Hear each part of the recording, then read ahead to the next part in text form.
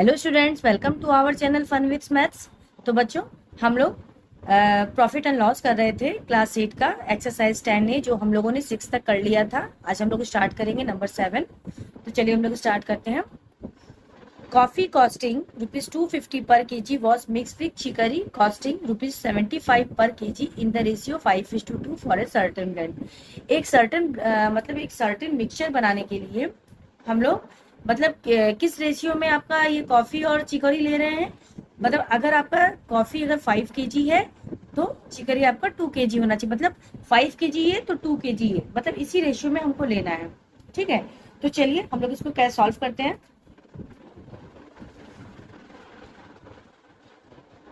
तो देखिए, सबसे पहले देखिए कॉफी का हम लोग का कॉस्ट प्राइस क्या हो जाएगा। Cost price of coffee is equal to क्या होगा, 250 इंटू 5 इज इक्वल टू कितना आ जाएगा,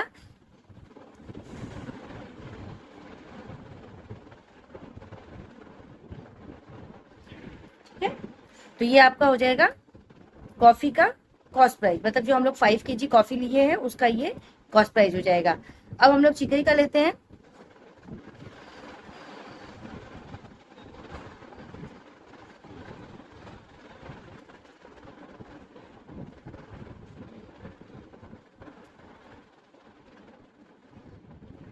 ₹75 इंटू 2, ठीक है। तो ये आया हमारा ₹150। ये टोटल मिक्सचर हमारा क्या हुआ, कितना हुआ, 7 kg। टोटल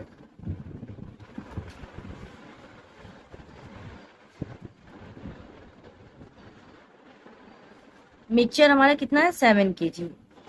तो 7 kg का कॉस्ट प्राइस क्या है, cost price of 7 kg mixture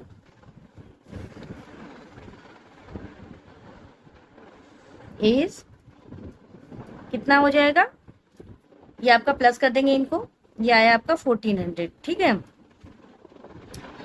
1400 rupees, ठीक है। तो यहाँ पे अगर 7 kg मिक्सचर का आपका प्राइस क्या 100 है, तो यहाँ पे आपका देखिए सम्स में क्या, तो पहले हम 1 kg का प्राइस देखेंगे कि 1 kg का कितना प्राइस आता है हमारा, 1 kg का कॉस्ट प्राइस, सॉरी, ठीक है। तो यहाँ पे cost price of 1 kg mixture is 1400 divide by 200, मतलब 200 रुपीज 1 kg मिक्सचर का कॉस्ट प्राइस हुआ, ठीक है। तो अब यहाँ पे हमारा क्या दिया हुआ है, अगर वो सेल कर रहा है 230 रुपीज में, तो आप बताओ बच्चों क्या होगा, हमारा तो प्रॉफिट होगा। कितना प्रॉफिट होगा, 30 रुपीज प्रॉफिट होगा, ठीक है। तो यहाँ पे बस यही हम लोग को पूछा है, ये सम्स में हम लोग को पूछा है कि फाइंड द गेन और लॉस पर्सन, ठीक है। तो यहाँ पे हमारा गेन हो रहा है कि लॉस हो रहा है, बस हमको यही बताना है। तो हमारा अगर हम पर केजी कॉस्ट प्राइस के हिसाब से अगर हमारा 200 रुपीज पड़ रहा है और हम उसको सेल कर रहे हैं 230 रुपीज में, तो यहाँ पे हमारा 30 रुपीज गेन है, ठीक है। तो गेन परसेंट का फॉर्मूला क्या होता है बच्चे, आप लोग को पता ही है। गेन परसेंट का फॉर्मूला क्या होता है, यहाँ पे लिखते हैं प्रॉफिट, नीचे लिखते हैं कॉस्ट प्राइस इंटू 100। तो कितना प्रॉफिट हुआ हमारा, 30 रुपीज प्रॉफिट हुआ, ठीक है। कॉस्ट प्राइस हमारा क्या है, 200 है, ठीक है। और यहाँ पे हम लिखेंगे 100, ठीक है। ये हो गया आपका, ठीक है, 15%। जो हमारा गेन परसेंट आया वो कितना आया, 15%, ठीक है। यहाँ पे क्या क्वेश्चन में पूछा है, क्वेश्चन में पूछा फाइंड द गेन और लॉस परसेंट, खाली आपको यही फाइंड करना है कि, तो यहाँ पे आंसर में लिखेंगे, answer gain percent equal to 50, clear, ये आपका आंसर हो जाएगा। चलिए हम लोग स्टार्ट करते हैं नंबर 8। 8 नंबर में क्या है बच्चों, देखिए 8 नंबर में आपका दिया हुआ, if the selling price of 16 water bottle is equal to the cost price of 17 water bottle, find the gain और gain percent earn by the dealer, ठीक है। तो मतलब अगर 16 वाटर बॉटल का जो सेल प्राइस है वो अगर 17 वाटर बॉटल के कॉस्ट प्राइस के बराबर हो, ठीक है। तो सबसे पहले हम यहाँ पे अज्यूम कर लेते हैं नंबर 8, सपोज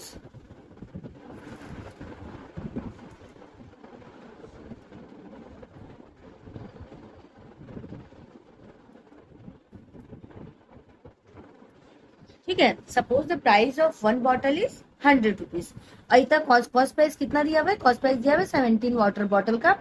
तो 17 वाटर बॉटल का कॉस्ट प्राइस क्या होगा? ठीक है, क्योंकि 17 वाटर बॉटल का जो कॉस्ट प्राइस है वो 16 वाटर बॉटल के सेलिंग प्राइस के बराबर है।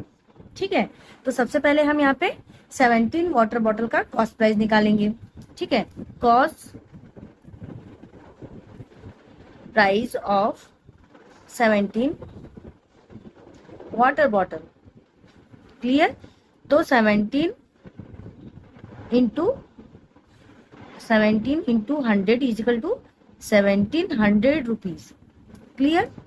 ठीक है, यहाँ पे जो कि हम लोग को दिया हुआ है, it is given date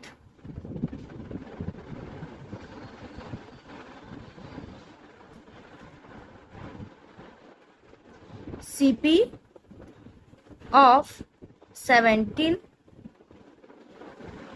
water bottle equal to SP of 16 water bottle।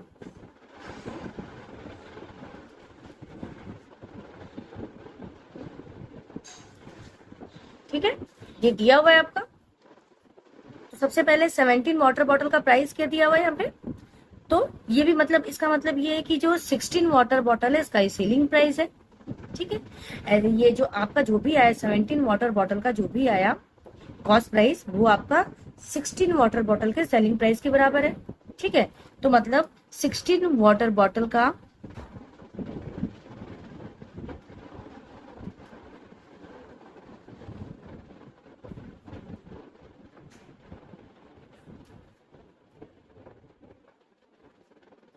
ठीक है, 16 water bottle selling price is 1700 rupees. तो 1 वाटर बॉटल का कितना प्राइस होगा? Selling price. ठीक है,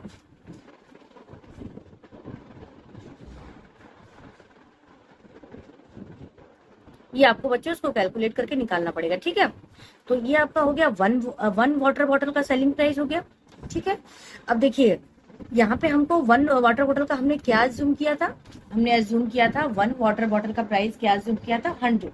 लेकिन अभी जो 16 वाटर बॉटल का सेलिंग प्राइस बोल रहा है कि इतना ही है जितना मतलब 17 वाटर बॉटल का जो कॉस्ट प्राइस है वो 16 वाटर बॉटल का सेलिंग प्राइस है। ठीक है, तो अगर हम लोग 16 वाटर बॉटल का सेलिंग प्राइस हमारा 1700 है तो एक वाटर बॉटल का हम लोग प्राइस निकाल लिए। ठीक है, एक वाटर बॉटल का सेलिंग प्राइस निकाल लिए तो कितना आया? 106.25 रुपीज। इसका मतलब जो हमारा कॉस्ट प्राइस है उससे हमको कितना ज्यादा प्रॉफिट है? 6.25 रुपीज हमको प्रॉफिट में है हम। ठीक है, तो यहाँ पे हमारा गेन परसेंट ही आएगा। ठीक है, तो सबसे पहले हम यहाँ पे निकालेंगे प्रॉफिट। प्रॉफिट क्या होता है?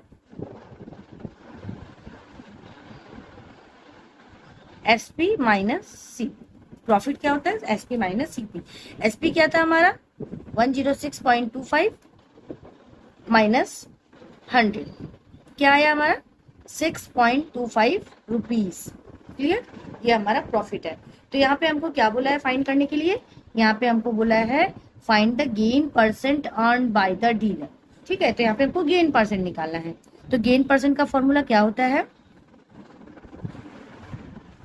Profit cost price. ठीक है, गेन परसेंट का फॉर्मूला ये होता है। अब यहाँ पे आप 6.25 लिखे प्रॉफिट की जगह पे। कॉस्ट प्राइस हमारा क्या जूम किए थे? 100। ठीक है, ठीक है, ये आपका कट गया, यहाँ पे आया 6.25%। ठीक है, ये आपका गेन परसेंट आ गया। ये हो गया 6.25%।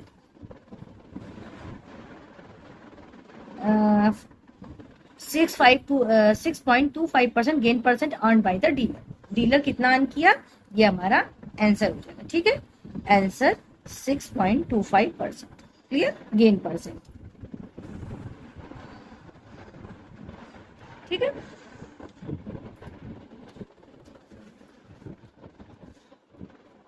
चलिए बच्चों हम लोग स्टार्ट करते हैं नंबर 9। ठीक है, नंबर 9 भी एकदम इसी के जैसे है, बस थोड़ा सा डिफरेंट है। देखिए, the cost price of 12 candles is equal to the selling price of 15 candles. ठीक है, मतलब 12 कैंडल्स का जो कॉस्ट प्राइस आएगा, ठीक है, वो हमारा किसके बराबर है?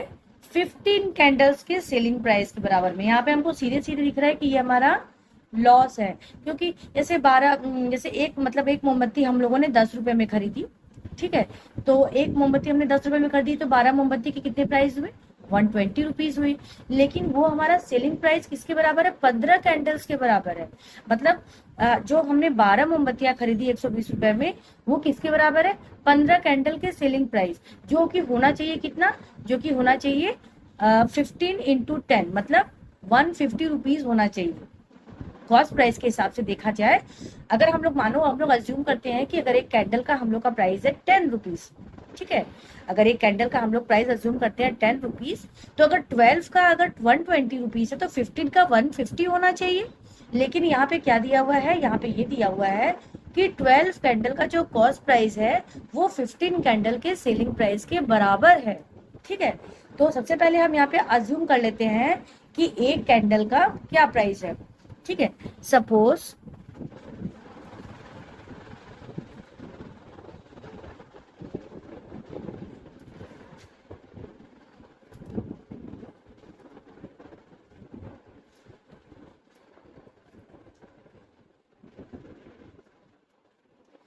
The price of one candle is 10 rupees. Clear? तो अब जैसे अगर हमको यहाँ पे क्या दिया हुआ है? 12, कॉस्ट ऑफ 12 कैंडल, तो मतलब सीपी कॉस्ट प्राइस 12 कैंडल कितना होना चाहिए? 12 इंटू 10 इक्वल टू 120 रुपीज, ठीक है। कितना? 120 रुपीज, ठीक है। Cost price of 12 candle is कितना होना चाहिए, ठीक है, क्योंकि यहाँ पे यही बोला है कि 12 कैंडल्स का कॉस्ट प्राइस 15 कैंडल के सेलिंग प्राइस के बराबर है। मतलब जो 120 रुपीज आया वो 15 कैंडल का सेलिंग प्राइस है, ठीक है। तो इसको हम लोग ऐसे भी लिख सकते हैं, the selling price of 15 candle is 120 rupees, क्योंकि यहाँ पे यही दिया हुआ है, इट इज गिवन डेट। हाँ, तो यहाँ पे लिखेंगे it is given that cost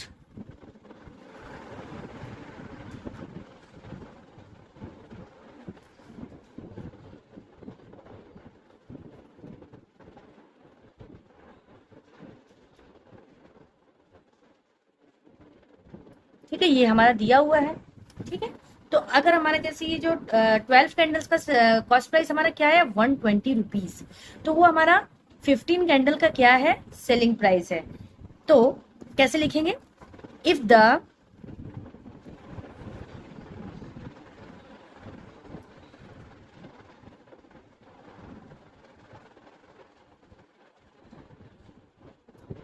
ठीक है, if the price of 15 candle is 120 rupees, then one candle का सेलिंग, सॉरी यहाँ पे मैंने प्राइस लिखा है, यहाँ पे सेलिंग प्राइस होगा, ठीक है।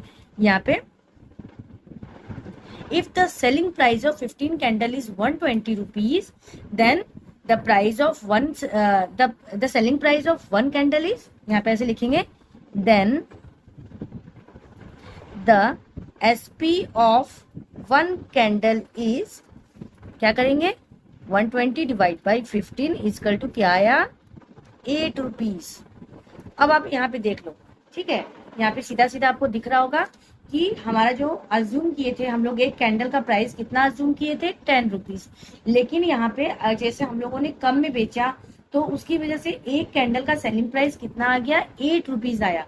पहले सबसे पहले बच्चों ये क्लियर कर लो आप कि 12 कैंडल का कॉस्ट प्राइस, ठीक है, is equal to the selling price of 15 candle. मतलब 12 कैंडल को हम लोग जितने में खरीदे उसको हम लोग 15 कैंडल का सेलिंग प्राइस बना रहे, ठीक है। मतलब हम लोग को तो लॉस हो गया, सीधे सीधे दिख रहा है कि हम लोग को तो कितना मिलना चाहिए? 12 कैंडल का कॉस्ट प्राइस होना चाहिए 120, तो 15 का कितना होना चाहिए? 150 होना चाहिए। लेकिन हम लोग को कितना में बेचना पड़ा? हम लोग को बेचना पड़ गया उसको 120 में ही बेचना पड़ा। ऑब्वियसली हम लोग को लॉस हुआ यहाँ पे, ठीक है, यहाँ पे हम लोग को लॉस हो गया। तो जो हम लोग 10 रुपीज में बेचने वाले थे वो हम लोग को कितना में बेचना पड़ा? वो हम लोग को 8 रुपीज में बेचना पड़ा, ठीक है। तो यहाँ पे सीधे सीधे लॉस है। कितने रुपीज का लॉस है? यहाँ पे हमको 2 रुपीज का लॉस हो गया। तो यहाँ पे लिखेंगे हम लोग loss is equal to CP minus SP. Loss क्या होता है? सीपी माइनस एसपी होता है। तो सीपी हमारा क्या था? 10 रुपीज। एसपी हमारा क्या है? 8 रुपीज। कितने रुपए का लॉस हुआ? 2 रुपीज। ठीक है, तो लॉस परसेंट क्या होता है? यहाँ पे भी देखिए यही पूछा है, फाइंड द लॉस परसेंट। ठीक है, फाइंड द लॉस परसेंट पूछा है। तो loss percent is equal to क्या होता है? Loss percent is equal to होता है loss by cost price into 100। देखिए अगर प्रॉफिट होता है तो ऊपर प्रॉफिट लिख देते हैं, प्रॉफिट परसेंट क्या हो जाएगा? ऊपर प्रॉफिट लिख देंगे, नीचे कॉस्ट प्राइस लिख देंगे, इंटू 100, क्योंकि हमको परसेंट मिलाना है इसलिए इंटू 100 करते हैं। ठीक है, अब यहाँ पे लॉस में क्या लिखेंगे? 2। कॉस्ट प्राइस में क्या लिखेंगे? 10।